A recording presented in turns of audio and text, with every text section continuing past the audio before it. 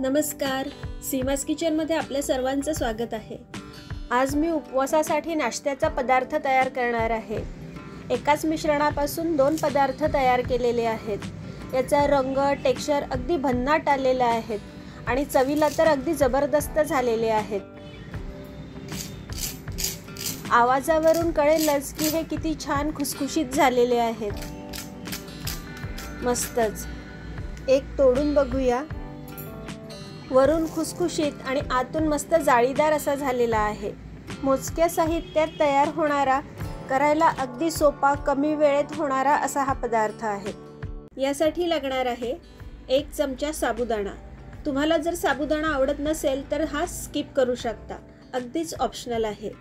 हा साबुदाणा मी 2 मिनिट चांगला भाजून घेतलेला आहे, म्हणजे याचं छान बारीक असं पीठ तयार होईल। साबुदाणा मिक्सरवर फिरवून झालेला आहे। हा अशा प्रकारे दळून घेतला आहे।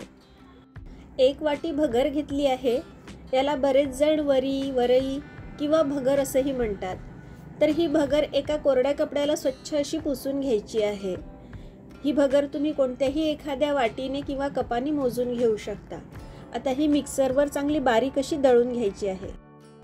भगर मिक्सरवर फिरवून झालेली आहे आणि ही मी अशा प्रकारे दळून घेतलेली आहे।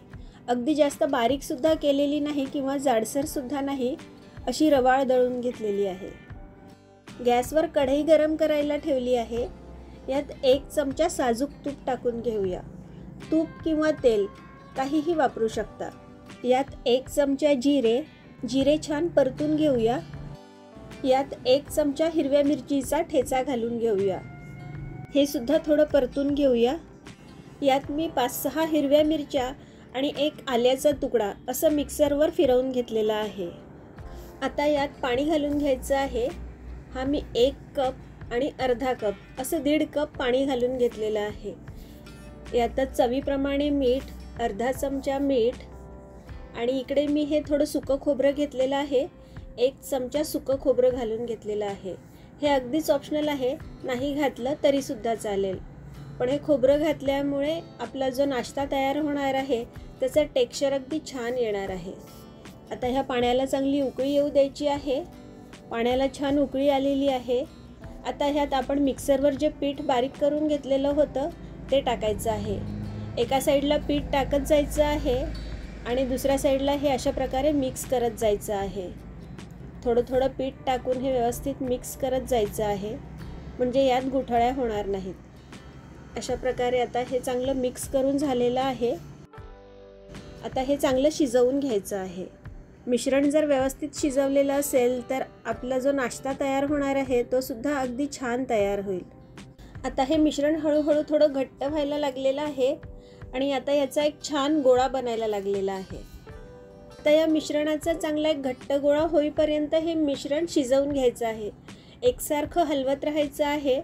गॅसची फ्लेम मी मीडियमवर ठेवलेली आहे। मिश्रण शिजेपर्यंत तुम्ही जर माझ्या चॅनलवर नवीन असाल तर चॅनलला सबस्क्राईब नक्की करा। साईडला एक बेल आयकॉन आहे, ते सुद्धा प्रेस करा। मिश्रण आता व्यवस्थित शिजलेलं आहे आणि याचा आता छान एक घट्ट गोळा व्हायला लागलेला आहे। हे मिश्रण अगदी जास्त कोरडं सुद्धा करायचं नाही। परफेक्ट गोळा बनून तयार आहे। गॅसची फ्लेम बंद करूया। मिश्रण गरम असतानाच ह्यात 1 उकडलेला बटाटा किसून घालायचा आहे। मी इकडे हा 1 मोठ्या आकाराचा बटाटा घेतलेला आहे। जर छोटे असतील तर तुम्ही या ठिकाणी 2 बटाटे उकडून घेऊ शकता। बटाटा उकडून मी त्याची सालं काढून घेतलेली आहेत आणि अशा प्रकारे ह्यात किसून घेतला आहे। आता यातच मी 1 मोठा चमचा शेंगदाण्याचा कूट घातलेला आहे। हे सगळं छान मिक्स करून घेऊया। चांगलं एकजीव करून घ्यायचं आहे। थोडी बारीक चिरलेली कोथिंबीर घालून घेऊ आणि मिक्स करून घेऊ। यात मी हिरवी मिरची, कोथिंबीर, आलं वापरलेलं आहे। उपवासासाठी जर तुम्ही हे पदार्थ खात नसाल तर स्किप करू शकता। एका ताटाला मी थोडं तूप लावून घेतलेलं आहे आणि त्यावर आता आपला हा जो बनवलेला गोळा होता तो काढून घेतलेला आहे। तो अशा प्रकारे हाताने सुरुवातीला थापून घेतला आहे। आता ह्याच्या साईडच्या कडा अशा प्रकारे हाताने थोड्याशा सेट करून घ्यायच्या आहेत। अशा प्रकारे थापून घेण्याच्या ऐवजी अशा प्रकारे तुम्ही हे लाटण्याने सुद्धा लाटून घेऊ शकता। हे जास्त जाड सुद्धा ठेवायचे नाहीत। जाड ठेवले तर हे खाताना छान लागणार नाहीत आणि जास्त पातळ केले तर हे तळताना चांगले फुलणार नाहीत. हे लाटून झालेले आहेत आणि अशा प्रकारे ह्याच्या साईडच्या कडा मी कट करून घेतलेल्या आहेत. साईडचं मिश्रण काढून घेऊया. आता हे कट करून घेऊया. ह्याला तुम्ही तुमच्या आवडीप्रमाणे कोणताही शेप देऊ शकता. हातावर याच्या गोल टिकीसुद्धा तयार करून घेऊ शकता. आता याचे अशा प्रकारे मी आधी चौकोन कट करून घेतलेले आहेत आणि नंतर अशा प्रकारे तिरपं कट करून घेतलेलं आहे, म्हणजे याचे छान असे त्रिकोण तयार होतील. आता आपले हे त्रिकोण कट करून तयार आहेत. अशा प्रकारे आपण हे जे ट्रायंगल्स कट करून घेतलेले आहेत हे तुम्ही एखाद्या एअरटाईट डब्यात भरून डीप फ्रीझरमध्ये स्टोअर करून ठेवू शकता आणि आयत्या वेळेस हे तळून घेऊ शकता. म्हणजे आपल्याकडे जर कोणी पाहुणे वगैरे येणार असतील किंवा घाई गर्दीची वेळ असेल तर हे तुम्ही आधीच बनवून ठेवू शकता. बोलता बोलता मी ज्या साईडच्या कडा निघालेल्या होत्या त्या मळून घेतल्या आहेत आणि त्याचा अशा प्रकारे एक रोल बनवून घेतलेला आहे. त्याला अशा प्रकारे कट करून घेतलेला आहे आणि नगेट्सचा शेप दिलेला आहे. एक मी असा कुरकुरेचा शेपसुद्धा दिला आहे. तुम्ही याचे कुरकुरेसुद्धा बनवून घेऊ शकता. गॅसवर कढईत मी तेल गरम करायला ठेवलं आहे. यात एक छोटा तुकडा टाकून बघूया. तेल व्यवस्थित गरम झालेलं आहे. आता यात आपण जे त्रिकोणी आकाराचे बनवलेले होते ते अशा प्रकारे एक एक टाकून घेऊया आणि हे चांगले तळून घेऊया. हे तळताना तेल चांगलं कडकडीतच गरम असायला हवं. तेलात टाकल्याबरोबर लगेचच याला झाऱ्या किंवा चमचा लावायचा नाही. हे उलटवायचे नाहीत, तुटण्याची भीती असते. थोडा कलर बदलला की हे उलटून घेऊया. आता यावरचे बुडबुडेसुद्धा थोडे कमी झालेले आहेत आणि रंगसुद्धा थोडा बदलला आहे. आता हे उलटून घेऊया. अशा प्रकारे हे उलटून घ्यायचे आहेत. हे तळायला अगदी सोपे आहेत, झटपट तळून होतात. चांगला सोनेरी रंग येईपर्यंत हे तळून घेऊया. अशा प्रकारे यावर झाऱ्याने तेल टाकत जायचं आहे, म्हणजे हे दोन्ही बाजूंनी छान एकसारख्या रंगावर तळले जातील. याचा रंग छान येईल. आता याचा रंग बदललेला आहे. याला छान सोनेरी रंग आलेला आहे.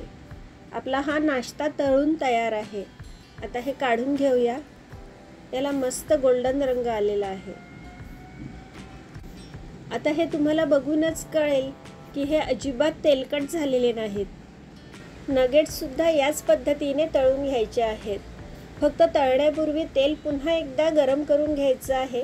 चांगलं कडकडीत गरम झाल्यावरच ह्यात नगेट्स टाकायचे आहेत आणि टाकल्यानंतर हे लगेचच उलटवायचे नाहीत. हे तळायलासुद्धा अगदी सोपे आहेत. तळताना हे कढईमध्ये पसरत नाहीत किंवा तुटतसुद्धा नाहीत. यासाठी प्रमाण अगदी परफेक्ट मोजून घ्यायचं आहे. इकडे आपण मिश्रण एकच केलेलं आहे, पण त्याचे पदार्थ दोन केलेले आहेत. वेगवेगळे शेप देऊन याचे तुम्ही वेगवेगळे पदार्थ तयार करू शकता. आहे ना हा उपवासाचा पदार्थ बनवायला अगदी सोपा. तुम्हाला हा पदार्थ कसा वाटला हे मला कमेंटमध्ये नक्की कळवा. आपले हे नगेट्स तळून झालेले आहेत आणि याला रंग तर काय जबरदस्त आलेला आहे. मस्त. हे काढून घेऊया. आपले हे दोन्ही पदार्थ अगदी जबरदस्त झालेले आहेत. तुम्हाला जर ही रेसिपी आवडली असेल तर लाईक करा आणि आपल्या मित्रपरिवारात जास्तीत जास्त शेअर करा. पुन्हा एकदा भेटूया अशाच एखाद्या छानशा रेसिपीसह. थँक्यू.